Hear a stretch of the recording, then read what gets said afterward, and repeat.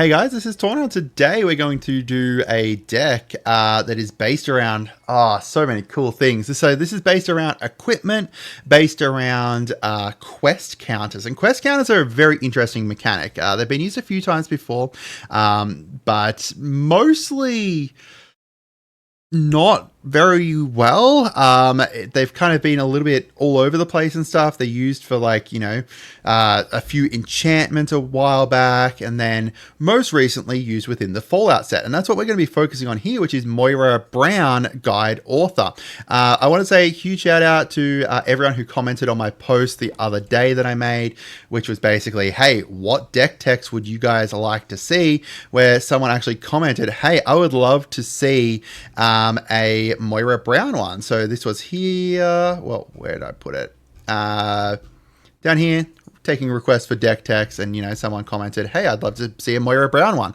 So I'm working towards that. Any other ones you have, let me know down below. I'm happy to kind of brew whatever. I love this. It's probably the reason why I've got so many decks sitting over there. So Moira Brown is based around whenever she enters, she's going to create this colorless equipment, which is this here, the Wasteland Survival Guide. Now, notice it is not legendary. That's the first thing to kind of keep in mind. It is not legendary. Equipped creature gets +1/+1 for each quest counter among permanents you control. That means if something has 2 and something else has 1, they're getting +3/+3. It also has equip 1. So the fact that it is not a legendary is great because it means that we can create multiple of them.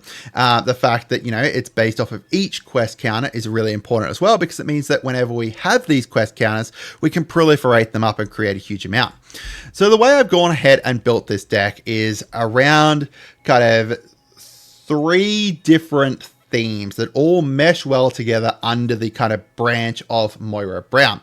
So first of all, it's around that proliferating, right? Like you're proliferating because you got the quest counters and stuff. So we've got a bunch of stuff in here that's going to proliferate, going to be able to create, more counters, not just around the counters for +1/+1s, but other, quest counters, but other counters as well. We've also got the equipment theme as well, because of the fact that we do have a whole bunch of equipments we're going to be making, not necessarily, as you'll see in here, equipments, like no non-token artifacts, non-token equipments, but around these equipments here and utilizing these equipments the best way we can. And then finally, we've got a bunch of stuff in here around proliferate again, around flicker as well, because the fact that she creates this colorless equipment each time she enters, we want her entering a whole bunch and then creating a heap of these survival guides, and then we hand out the survival guides to everyone, and then they're all getting buffed up a huge amount.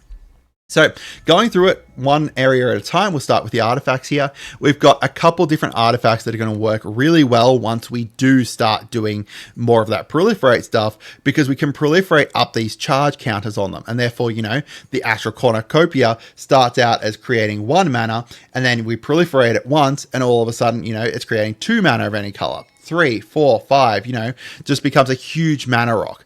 Everflowing Chalice is the same, except for colorless mana.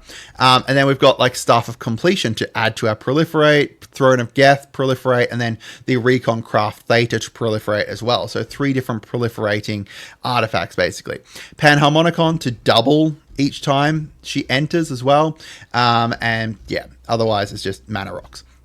As for our actual creatures, we've got a mixture between proliferate stuff and equipment stuff and flicker stuff. And then we've got the few ones from the Fallout set that actually were to do with the quest counters. So we've got Craig Boone here, which is putting 2 on him whenever you attack with 2 or more creatures. Really easy to get that up there. We've got EDE, Lonesome Eyebot here, which again is whenever you attack, you get to put a number of quest counters. That is, if you're attacking with more creatures than the amount of quest counters on them, then you're going to put a quest counter on them. We've got Anim Pakal. That's, +1 counters. We're going to proliferate them a whole bunch, create a huge amount of these gnomes as well. And then, we've got Flicker with like Gilrain here, Fortune. We've got Failure here as well. Proud Pack Rhino is really, really good in this because of the fact that it's a combination between a flicker payoff as well as proliferating, as well as the shield counts, which you can make use of too. Jolly Balloon Man, because it's just creating clones. The clones are going to die, but when you clone, say for example, Moira Brown, you're going to create another one of the Wasteland guides, which is really, really great. One of the big kind of win cons in here is the Giggling Skitter Spike, because if you go and equip all of these things, all of the Wasteland guides to your Giggling Skitter Spike, then whenever it attacks, blocks, or becomes the target of a spell, you're going to be able to deal damage to each person equal to that. That is going to pay off so much. Say, for example, it's a 4/4. Now you're dealing 4 damage to each person, and it's just going to proliferate out of control. It's going to get out of control really, really easily. Our enchantments here, again, we've got a mix between the quest counters one, so like the quest for Pure Flame, quest for Holy Relic, etc. These two here are going to be able to build up the quest counters whenever we deal damage or whenever we cast creatures. They're going to create these quest counters. We don't need to sacrifice them when they do get to the 5. If you want to, you can. This one here, there's no point doing it, but yeah. The quest for Pure Flame, it's useful for it. Same for, the Zetkar Shrine Expedition here. You could potentially create that. Elemental Creature Token, you don't need to though. Resourceful Defense is just like a budget Ozolith. So now, if a permanent you control leaves the battlefield, guess what? Anything that had the quest counters on it is likely a permanent. Boom. Now it's going to put them anywhere. You can move them around whenever you like. It's really, really cool. As for our instance, we've got a whole bunch of flickering stuff in here. We've got ways to be able to protect our stuff, inventory management, to just move all of the Wasteland guides onto something. One of the best things here is the contractual safeguard. So you can choose a counter on a creature. So, quest counters, and then you get to put a counter of that kind onto each one. So even all of these creatures out here that do not actually have quest counter stuff on them. So, like Auramancer in here, for example. It doesn't have quest counters on it, but you can put a quest counter on it thanks to this, and now you can start proliferating that as well. Auramancer's in here to be able to bring back any of these ones that you do sacrifice, by the way. If you do want to sacrifice this quest for Pure Flame, you can bring it back, whatever. So then we've got, some proliferate and removal there, proliferate and buff something. Reprieve is basically like a white counter spell, which is really cool. Lands, relatively simple lands. The only difference here is like the Wakandan Skyscraper, which is technically Khan's Bastion. That's just the cheapest version of it because of the fact that you can proliferate all your stuff with it. The Path of Ancestry is great here, and the Nesting Grounds is good because you can move one of your quest counters onto a different thing, and then you can start proliferating now. And every time you're proliferating, it's proliferating 2 things instead of 1, which is really good. Planeswalker, the Eternal Wanderer, is just a flicker engine, and then our sorceries down here are going to be ways to be able to bring stuff back because, our commander is 3 or less, so we can bring her back with it. Requisition Raid to remove stuff if we want, or just put our +1s onto everything that we can then proliferate, and then a couple big removals here for our board wipes.